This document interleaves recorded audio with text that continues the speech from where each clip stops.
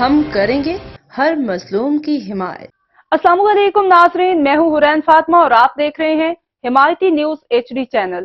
نظر ڈالتے ہیں آج کی اہم خبر پر۔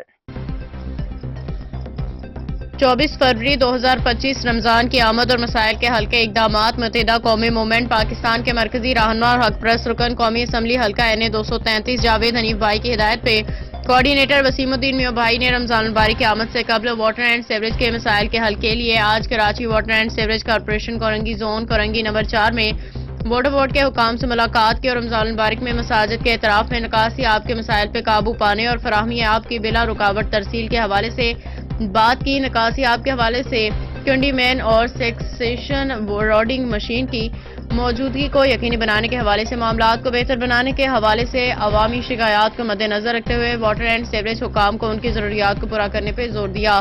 اس موقع پہ رکن مرکزی کمیٹی شاہد خان بھائی، joint UC organizer UC 9 Landhi Farman Sunny بھائی، executive engineer XEN Korangi sewerage Daniyal sahab, executive engineer XEN Landhi sewerage Javed Iqbal sahab, executive engineer XEN Korangi water Imran sahab, assistant executive engineer Landhi sewerage Shahzad sahab, assistant executive engineer Korangi water Saeed sahab, engineer Abdul Basit sahab بھی موجود تھے۔